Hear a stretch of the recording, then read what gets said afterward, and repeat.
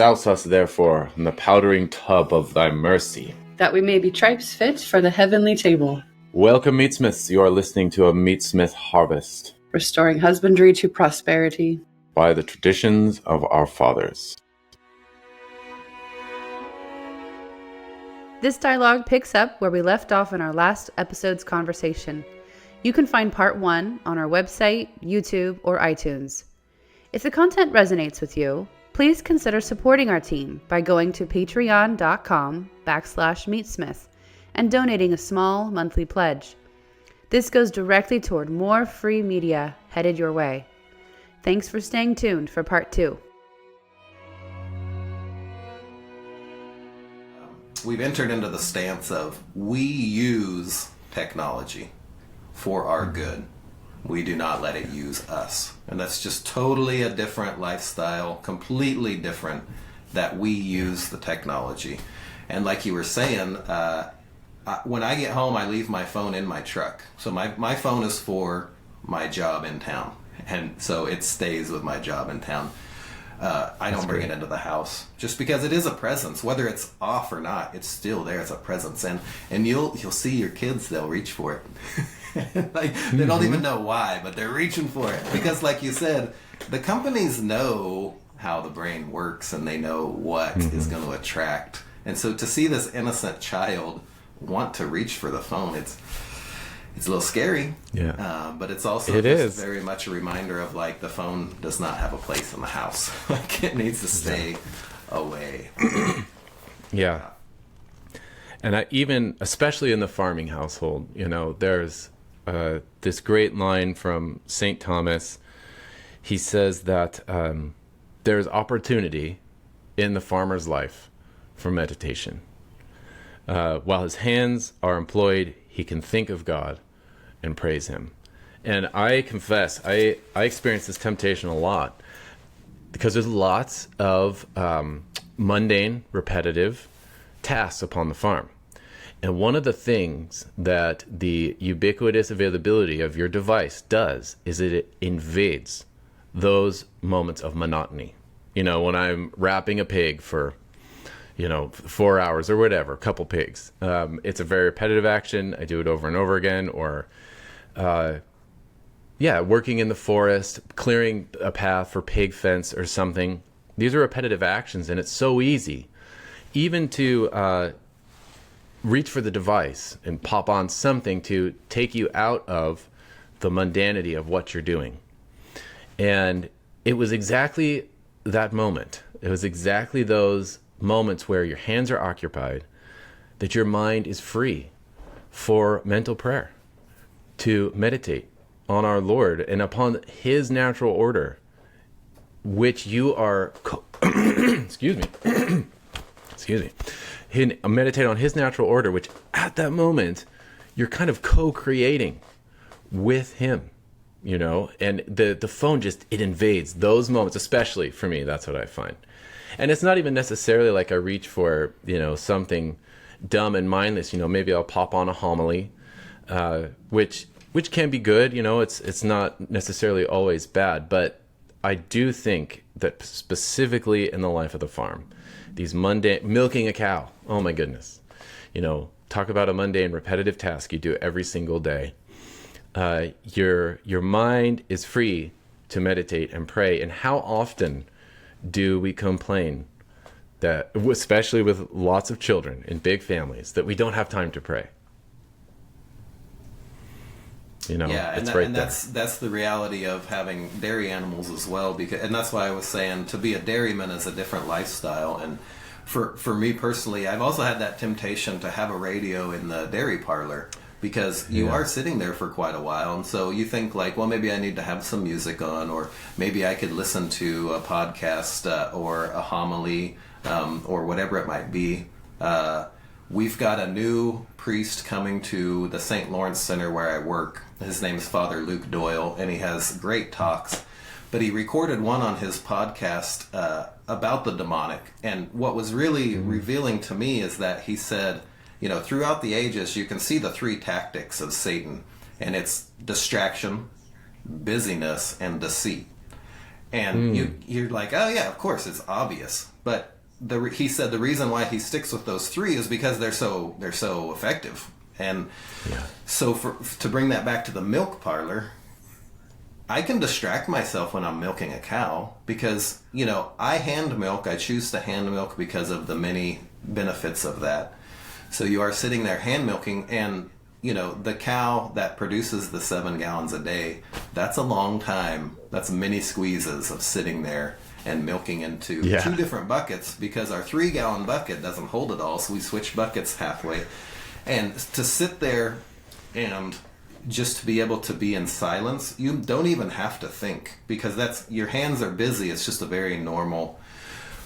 But in that silence and in that keeping your hands busy, you are revealed many, many things that are so good.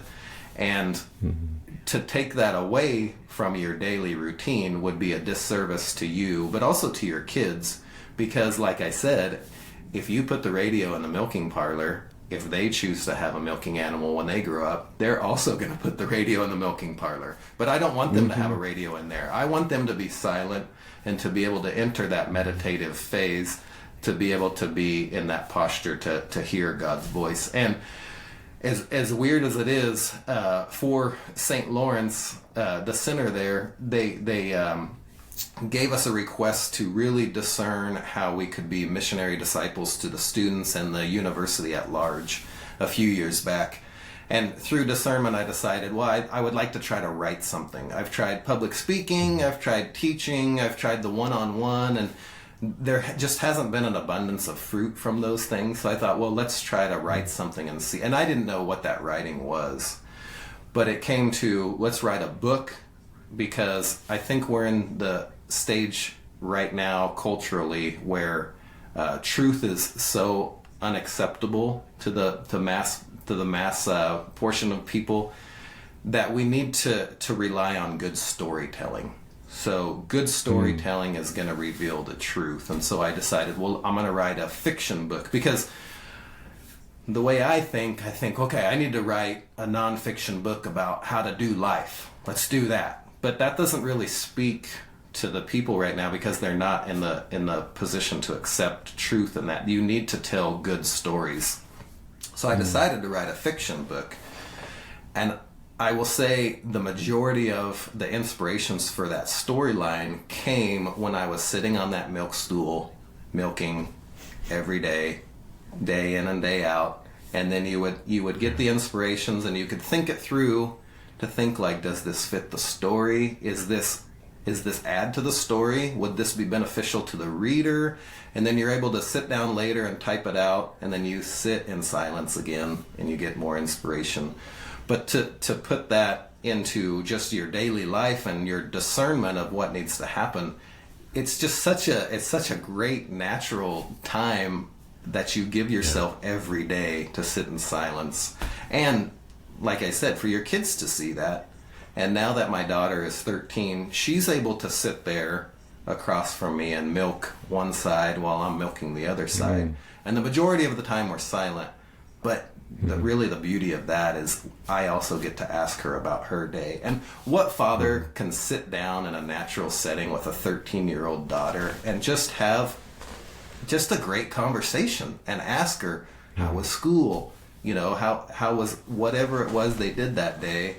What are you reading? She loves to read. For me to be able to ask her what she's reading and for her to be able to vocalize that gives her the ability to digest it even further, because when you have to put it into words, you're forced to digest the story even further.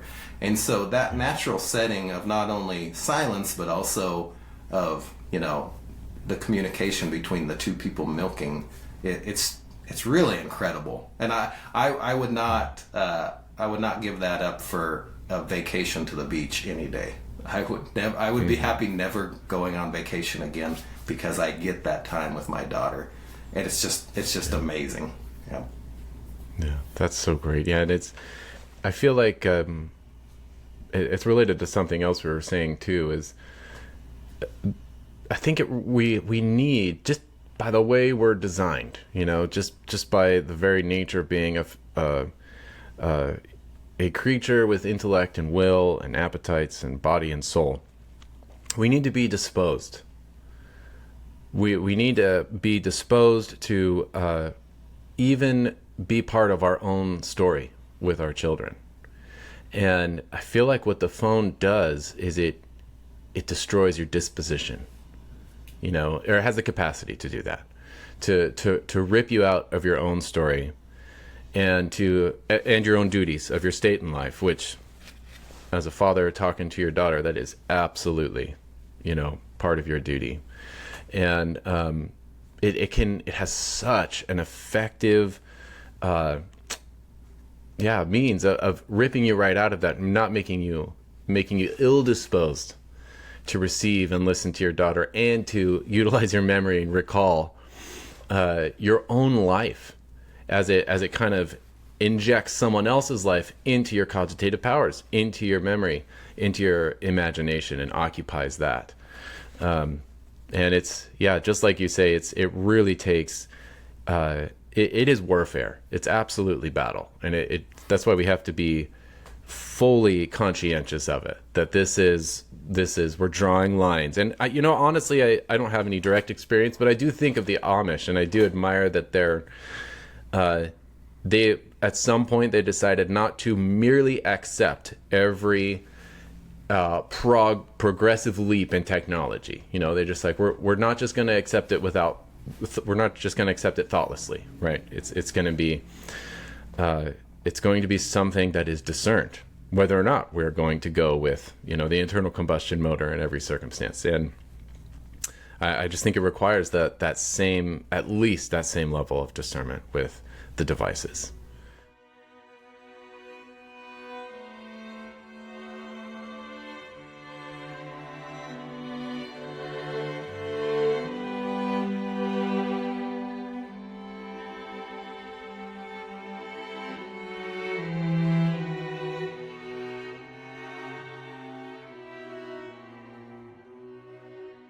That's all I ask, is that people make a intentional decision, because it's the unintentionality that is scary, because they don't even.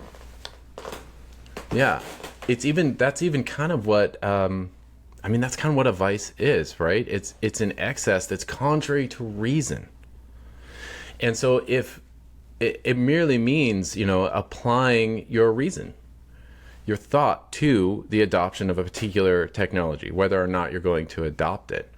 That's all it is. It's acting in accord with right reason, rather than the immediate gratification of some appetite, even an intellectual appetite. And so that's why we talk about it with our sons, especially they need to develop the virtue of custody of the eyes, which obviously protects purity and chastity and all of that, but it's so much more. It's part of this larger virtue of temperance, and even relates to modesty too. But we've got to have custody of the mind, even. And I feel like part of that is not allowing even just the intellectual, the mental pleasure or delight you get from curiosity, which is actually a vice. Traditionally, the vice of curiosity, knowledge beyond your state, that's not relevant or pertinent to fulfilling your duties, and that we get a certain delight from that, and we've got to be able to mortify that in order to live virtuously. That's really good. Okay, I do want to ask you, Mark. I was going to say, getting back to something more practical, but this has all been very practical, so there's no departure here. But you keep a herd of milk cows, and you're breeding dairy cows. So that means you keep a bull. Is that right? Correct. How does that work on a family farm, to have a Jersey bull out there, or two? Mm-hmm. So the bull is always one step away from hamburger, and I think he knows that. So, we had an old timer tell us once, when we first got chickens, we had some raccoons get in and kill some, and the old timer said, there are no second chances on the farm. And that stuck with me when once getting a bull onto the farm. So before we owned our own bull, we were renting a bull for 45 days because that would cover 2 cycles. Cows cycle every 21 days. So if you get a 45-day time frame, you're going to hit 2 cycles and make sure she gets bred, which she always was bred on the first cycle. We never needed to keep them that long. But that gave us a small introduction into having a bull on the homestead. So currently we have a Jersey bull. He is full-size, large, from a commercial dairy. He's A2, which is a benefit to us because people who are buying stock currently want A2 Jersey cows. That is the thing. We can argue whether it's important or not. I don't really know. I don't think anybody really knows. If they say they do, they probably don't really. But that's what people want, so that's what we breed. Just because it's just as easy for us to get an A2 bull as it is for an A1 or an A1 A2 bull. Doesn't really matter. The thing that we concentrate on is that bull manageable and is he predictable? So that's what we need, because you're not going to be able to control a bull. You're not going to be able to guarantee that he's not going to go crazy. You can't control that. You can't guarantee that. What you can do is you can get a bull that respects you and your process that you have. We move the cows every day. So once a day I go out there at 4 o'clock and I move the front fence and then I move the back fence. And the cows know that. They know that when I show up in the afternoon, they're getting fresh grass. They love it. They get really excited. The bull gets really excited. Typically, there's lots of running around. You always have to keep an eye on the bull. Jersey bulls are known to be super aggressive. Yeah. They're known to cause lots of problems. And so that's always in the back of my head when I'm out with the bull is I always have an eye on him no matter what. Because you just never know. He could just be wanting his head scratched, and he can plow you into the ground. It may not be even malicious at all. He might just have a fly that's bothering him, and he wants you to scratch. But he can knock you over because he is enormous. So I go out there and I move them, and with always the idea that one wrong step of that bull and he is hamburger. Our kids, on the other hand, they can go out in the pasture, but they're not allowed to be near the bull. And anytime I'm out there and they're working with me, I always have to have the same conversation of keep one eye on the bull, stay close to the fence, or keep a cow in between you and the bull. Because that gives you the ability to have the escape. So if you're out in the middle of the pasture and there's the bull out there, there is no escape. If he decides come after you, you're done. So you always have to stay by the fence or behind another animal. And so they know the rules of that, but they're also not necessarily allowed to go out and be in with the bull when I'm not there. So that's how we manage that. So far, this guy has been, so far he has been well behaved.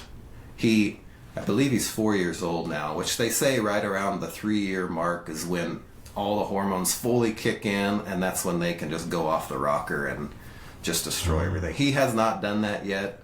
He shows signs of aggression when one of the neighbor bulls gets close to our perimeter fence.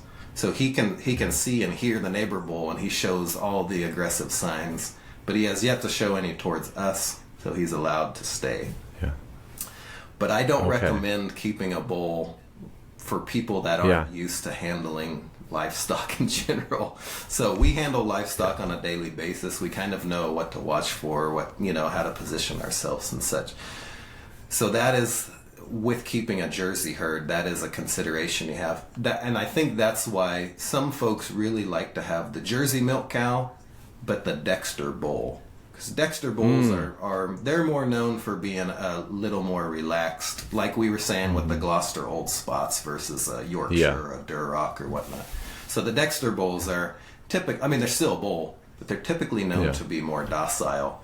And for the home scale, that's a really good combination because you've got the abundance of milk from the Jersey cow, but then you get the beef genetics from the Dexter entering into the calf. So then you're able to get this mix of a Jersey and Dexter, and the beef from that is going to be very good, and it's going to be appropriate sized for the home scale. Unless you have 7 kids like us, we need full sized beef. Yeah. I mean, it's kind of depressing, as you know.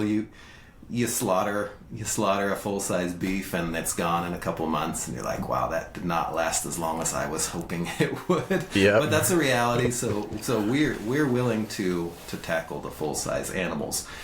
We just slaughtered our first full-blood Jersey steer, because before that they were mixed with an Angus bull. But now that we have the full Jersey herd, on the hoof, the Jersey steer looks very thin and not very meaty compared to, say, an Angus or a Dexter. Yeah. But once that thing is on the ground and you side it and then you hang it up, I could not tell the difference. We brought the quarters, because our process is that we bring the quarters into the house. We have a huge island in our kitchen that's elevated, so you don't have to bend over. We bring those in. Once they're in there and on the island, that's when you can really see what you have. And when we brought that Jersey steer in, there was zero recognition that it was a different beef. It just, all the cuts seemed real similar size-wise. I don't know why they look so gaunt when they're out there, but for us, that was just a really good realization that this is good. We can keep the heifers for milk, and we can slaughter the steers for beef. And it is very, very good beef. Very good beef. Yeah. Yeah. Oh, Jersey, the flavor is out of this world. It's the best, I think. I experienced the same exact thing with the Texas Longhorn cattle that I have. They look gaunt. It's just the way they are. And I feel like so much of it is a result of their length of bone. And maybe sort of the orientation of their pelvis, just the way it's oriented in their skeletal structure, but it's really just the tall ones look positively gaunt. But then I slaughter them, and I've got a 500-pound 2.5-year-old Longhorn carcass, that's big, that's pretty darn good, and super delicious. And fortunately, the bones for us are not a waste. So if there is more bone to meat ratio, that's fine. We use all of the bones. It's all going into the stock pot, so none of it is wasted. The poor's head in hand bear I, bedecked with bays and rosemary. How many people do you know who are building their home culture around seasonal harvest and feasting? Or that are hunting as you are for self-sufficiency and back to the land values? Or that share your artist's passion for human-scale meatcraft? At FarmsteadMeatsmith.com, we've created a community of hundreds of omnivores from around the world with these shared goals, and 2 major places for them to learn from and inspire one another. First, we have our semi-annual hands-on educational event, The Family Pig, here at our Heartland Homestead in Oklahoma. Come meet Brandon, get your elbows greasy, and over the course of 3 days, kill, cut, cure, and cook 2 pigs completely. You'll rub those greasy elbows with other meatsmiths from around the country, sharing meals and conversations to inspire you for years to come. Secondly, for more remote learning, over at FarmsteadMeatsmith.com, we host a purely digital membership program with an archive of film and textual resources 5 years deep now. And both our on-site classes and online program include access to our most unique and rewarding private community Facebook page, Meatsmith Table, which is the only international network by and for homesteaders harvesting animals on a domestic scale using traditional and regional methods. We've been told that our classes are life-changing and the membership program unparalleled in quality and quantity. To get a taste of our education, search FarmsteadMeatsmith.com and our YouTube channel for our free films, conversations, and downloads. Explore how we and other meatsmiths across the globe may best come alongside you and support you in building your home around the harvest. Please head to farmsteadmeatsmith.com today.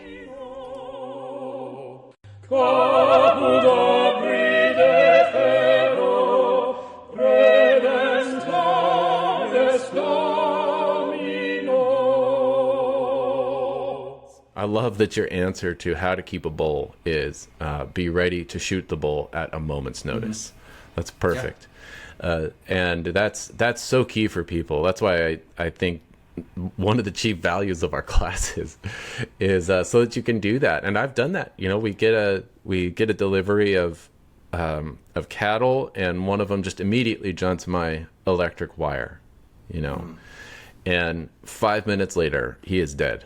Because I can't have that. That introduces so much disorder into the management, into the farm, that compared to the hassle of maybe slaughtering a cow when you didn't expect to, that is nothing compared to the weeks, months, years of disorder introduced by an animal that is not cooperating with your domestic management, with your homestead order. You just gotta get those guys out of there immediately. I do want to ask you what. Go ahead.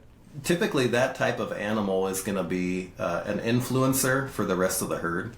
So if you allow that animal to continue to get out, the other animals are going to learn from that. So you really need to take care of that one pretty quickly. Yeah. Yes. Yeah. What? So are you using poly braid as your movable fence for the rotations? Yes. And I am not sponsored by the Gallagher company, but from our experience, the Gallagher products are by far superior to anything we've used. Their ring top step-in posts, their poly braid, and their reels, and their chargers are all far superior to anything we've used. Both in ease of use, but also in their lifespan. And so we're using a single strand. Okay. And it's a geared reel? Yep. Yeah. So it's a geared That's reel. great. And the way we do it is we hook a geared reel on the fence at the pivot point, and then when I go out to move the fence, I can just loosen that. So I'm not reeling up and putting out every day. That's too much work for what we're doing. All I'm doing is I'm stepping the fence ahead. I'm stepping the fence ahead and then stepping the back fence to cover up the graze line, so that they're on fresh pasture. Because you've got to figure out a system for yourself that is doable every day, or else you won't do it. So you need to make it easy for you. You need to invest in the good equipment that's easy to handle, that will last a long time, so that you can move them every day. Because it's a difference between taking a nice walk in your pasture. You can take that nice walk in your pasture, or work, like some serious work in your fence. Yeah. Yes. And how are you watering them? Do you move their water with their paddock every day?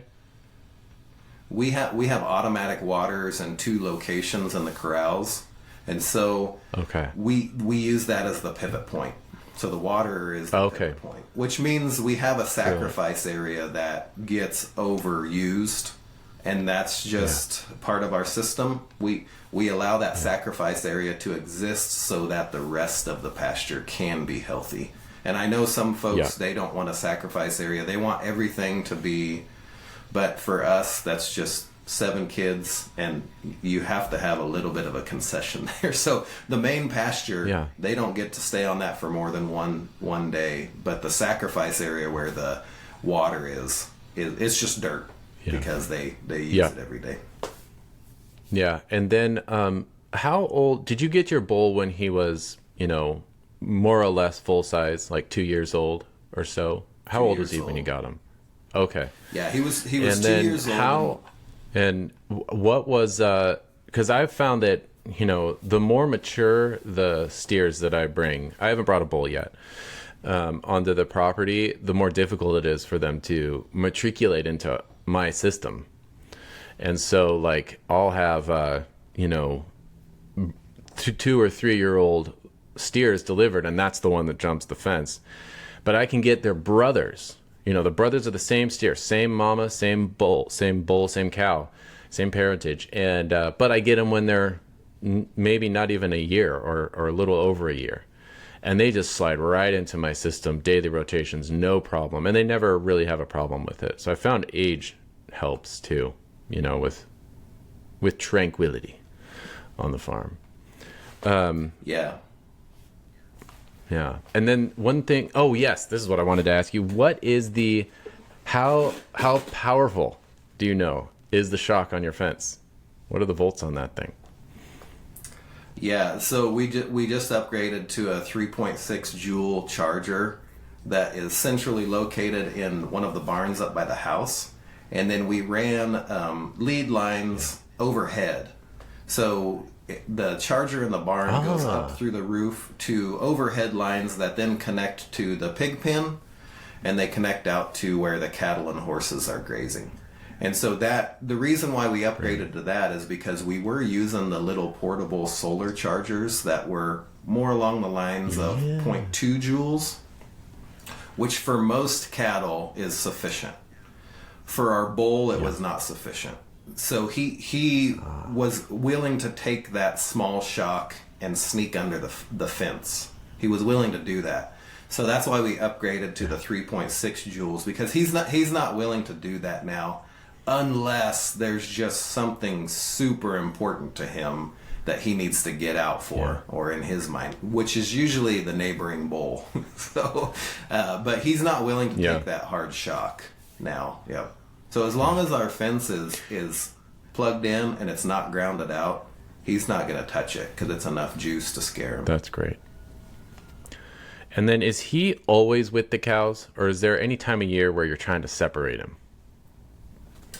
When we first brought him on, we were separating him so we could get our timing down for breeding. But now that our timing's down, because we didn't want two cows going into milk at the same time. We want to milk one cow at a time. So we did have to separate them to get our time frame. But now that our time frame is separated, he's just all the time in with them. We're not taking the heifers out. Currently we have one heifer that she may be too young to be bred, but we're just letting kind of the natural system play out to see how that goes, because it's not like she's a prized heifer and we need to really do everything exactly right. So we're letting the natural system play out with this one to see how we need to proceed going forward. So what happens if we breed her when she's young? Is that going to be acceptable? Is she going to have birthing problems? Is she going to be less healthy in the long run? Those types of questions that you don't really know until you experiment with it a little bit.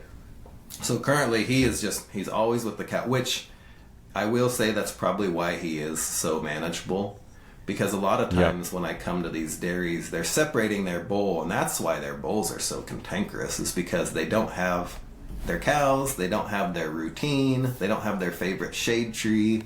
So then of course they're gonna want out. They're gonna want to rebel against that. But with our bull, he just same thing all year long. That's great.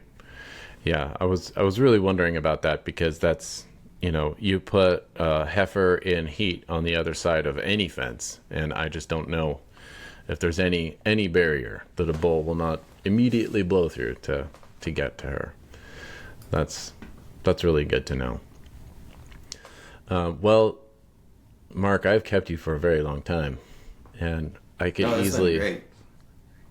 easily keep going. I love the insight on the keeping the family cow on a small scale, and even especially as a herd, a full self-replicating herd. That's really really good. And because here we have 10 acres. It's a small plot, and it's probably like 6.5 or 7 is actually fenced in pasture that I rotate my sheep and my cows together every day, except for in the winter when everything's brown and dead. Rotate them much less frequently. But right now it's every day, and honestly I could probably move them twice a day. And the ability to have tranquil bovines in that kind of situation is just priceless, where you can get out there. I can have my sons, move the paddocks every day and not sweat it, not worry about it. Is really good. And I actually have one bovine. He's a steer. He's black. And his older brother was a bit of... his older brother basically broke all the rules, except he never jumped a fence. And so he was permitted to live. But boy, it was close. And his younger brother's taken after him. And so he does all the things I don't like in a bovine, His head frequently just like pops up in the middle of the pasture for who knows why. He's the guy that'll just start running laps, for why are we doing this? Why are we chasing the sheep around the paddock? Could you please stop? Because a lot of our electric fencing it's a negotiation, right? It's not actually a barrier. So if they have sufficiently grave cause, they're going right through it. And he's always pushing that, he's like getting everybody running and so he is going to go at the end of the summer. But the tranquility of order is much maintained by calm, cooperative bovines, and just incredibly valuable, especially such large, powerful animals. Oh, okay, wait. One last question. I know it's an hour and 40 minutes in here, but when do you let your son shoot your pigs, Mr. Wertin? I'm glad you brought that up. As you know, every kid is a little bit different. You can't have a one-size-fits-all for your children. Yes. So basically, it depends on the child. The youngest that we've had is Johnny is 9 years old, and this last Jersey steer, this last Jersey steer I was talking about, he had a hand in helping raise it. It was a bottle calf, and then I think he helped halter train it a little bit. So he had his skin in the game with that steer. So when we were getting close to time to process that, he requested to be the one that shot it, which from my experience, I said yes, because he's strong enough, mentally he's strong enough to do that. I fully expected the day to come and for him to back out. So I was fully expecting him to get the gun in his hands and for reality to set in of this is going to happen, and him say, no, I think I'll wait. But as you know, sometimes things go very smoothly.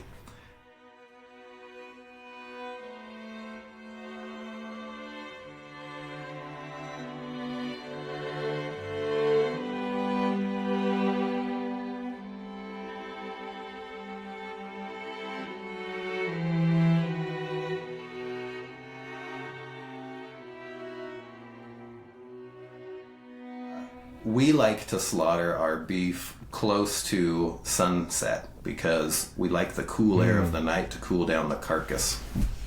Mm-hmm. And we don't want to slaughter it and then be in the sun all day or whatnot. There's too many factors if you do it too early in the day. So we like to do it. So we were getting close to chore time. The cattle were up by the barn. I went ahead and let the steer into the barn because they love the barn. That's their favorite place. I let the steer in, we did all of our chores, and then we had several people show up that wanted to see the process. So then I really thought Johnny was going to back out, because then the pressure's on. But the steer went into the barn and laid down in the perfect position for him to be able to make a good shot. So as we always do, we gathered, we said a nice prayer in thanksgiving for the animal, but also for blessings upon the kill specifically, but then the whole process as well. And then I got Johnny set up. Oh, I forgot to mention, the day before, we had an old cow skull laying around. So I did lean that up against a tree and showed him the anatomy of the skull and where the brain is, because I've learned from experience that you don't tell the person where to shoot on the outside of the pig, but you need to have them understand what's going on inside the skull, because it's too easy to make a mistake with an angle being off. Yeah. So we were able to set up that school and have him practice so he understood how it worked, where the position was, and to get the jitters out too. Yeah. So then when the time came, we finished up the prayer, we lined him up with the rifle, and he very calmly walked up to the steer, and he took his time, and he was patient, and he made the shot, and it just was flawless, like you would hope a first time would be. And then we went in and bled out the steer, and everything went well after that. And so now he has that experience. He knows what the feel for it is. He knows what the emotions that come along with it. But I would say that was probably a little bit younger than what our other two had experienced. They weren't quite ready for it at that age, but it just depends on the kid. And he just did a really good job, and we were able to talk about it, later on, and he was appropriately. I'm not going to say proud, because that's a sin, but he was appropriately. Happy for what he did, to make a clean kill. But part of that also comes from teaching people to make the shot, because I know with your classes you make the shot, right? Or do you let anybody else shoot? 99% of the time. Yep. So one thing I learned is that it's entirely different to shoot the animal as it is to teach somebody to shoot the animal. And so teaching somebody to shoot is an acquired skill. And so you need to use the right terminology and explain things in a certain way to where they understand it. And in the past, when I've taught people how to shoot, I'm usually standing with them to help them through the process. If they do miss, it's always low. The shot is always too low. Yes. And I finally figured out a way to communicate to where we can get that shot higher up into the appropriate spot. And so that is an art in itself, is teaching folks how to do that. Yeah. For one, because it's very emotional, and people are excited, and they don't know what it's like, and they're not sure they want to do it, but they know they need to learn if they want to bring it back to their homestead. And so there's lots of factors there. And so I had honed my skills of teaching. That's why I believe I was able to do such a younger age for Johnny, because I had honed those skills up to that point. And I did write a sonnet for you as a gift, and this sonnet started maybe several years ago from one of these shooting endeavors that we did, and it was a miss. Oh, excellent. And so I had written it several years ago with the intention of sending it to you guys as a thank you, because I know you appreciate this, and it's probably something in between more of a Shakespearean sonnet and a cowboy poetry. So it's probably not as refined as it could be. But I did want to give it to you, and so it goes, "The day would come," prophesied the sheared, "when one shot may not do. The day was here the men had feared, so they loaded not one but two. The shot was low," claimed the nasally snort, as the beast ran down the fence. Man one went numb. He was all out of sorts. Lack of patience caused suffrage to commence. Man two grabbed the gun and strode after the pig. It was now time to clean up this mess. Heroic patience required with a distance so big to overcome this moment of stress. The sights aligned, the barrel gave birth. The bullet cried, "Let thy belly meet the earth." That is excellent. Oh man, that is so good. I love that. That's the perfect. I can't, the sonnet structure. You got to develop that conflict, and then resolve it at the end. And I cannot think of a more profound conflict than a poorly shot pig, and a more profound, gratifying resolution than a successful second shot. That's wonderful. That's beautiful. Thank you so much. I love that. We'll listen to this. I'm gonna write it down. We'll have to share that with the classes, because that's beautiful. Well, I think we'll probably end on that high note.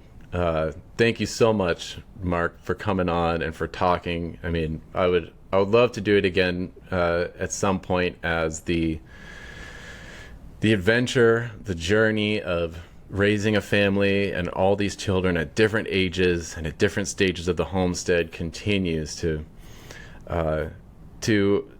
grow us in virtue, hopefully, and require different things of us as parents and as farmers, because the depth is limitless.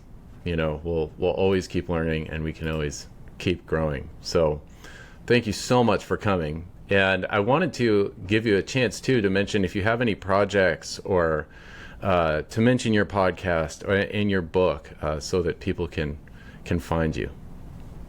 Oh yeah, thanks for the opportunity. As you said earlier, it's Sacred Heart Homestead, and that's the name of the podcast. And it's on Spotify, which if we get requests to put it on other things, we're open to that. It's just currently, we made it for the students here, and that's usually what they use. I kind of asked them, and so it's on Spotify, and I think we have 25 episodes now. And the season 1, the basic layout of that is that we read a little section from the book. And the book that I wrote for the Missionary Disciple Project is going to be this one here, called Teshua Stallion. And it is just a story. It's just a love story. Hey, there you go. Yeah. Oh yeah. So it's a little love story that's very elementary, and we did that for a reason, because we didn't want it to be too complex or too hard to read. We just wanted an easy read.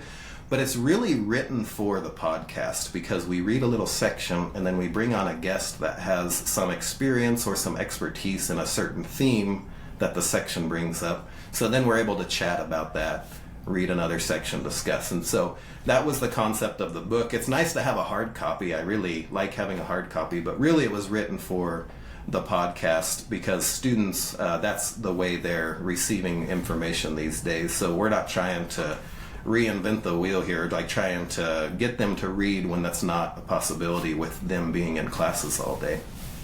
So the podcast is going to be where I would point people to, because that's going to have more in-depth discussions. The book is available on Amazon. I put it on Amazon, so it's the easiest to get for everybody across the board. So it's there. It's just $10. We set it at a really low price, so people that do want it can grab it, because this is not a for-profit project on our part. It is just really something we felt called to put out there. And we are in Lawrence, Kansas, so if anybody is wanting to come tour our place or visit us, they're welcome to reach out. thesacredhearthomestead at gmail.com. It's on the podcast. Send me a message. We can figure something out. It is the Solemnity of the Sacred Heart, and in order to celebrate, we are having a potluck tonight at our place, and it is grown. I think there's probably going to be about 200 people there, so it should be an enormous party. Obviously, the listeners won't be able to get in on that, but in future years, if you're going to be around Lawrence at that time of the year, we would love to have you. So reach out to us at that email. And anything we can do to help revive this agrarian existence that we love so much, and we see the fruits of it, that's really what we're trying to do, is just help spread this lifestyle that is so rewarding, so fruitful. It's able to put us in that posture to say yes to a relationship with Christ. So thank you for giving me the opportunity to come on and speak to your listeners. It's been a blast. Thank you so much. Yeah, my pleasure. And if people want a family Jersey milk cow, should they contact you about that? You're welcome to contact me, although our herd is small enough now that we're not pumping out replacement heifers at the moment. But okay. I do have some people that I could get you in contact with, or just answer some basic questions that you have. Yep. Yeah. Okay. Good to know. I'm sure we will actually do that eventually at some point. But that's wonderful. All right. Well, thanks again, Mark. Have a blessed feast day. And may the Sacred Heart of Jesus be honored, loved, blessed, and adored. And we'll do this again sometime.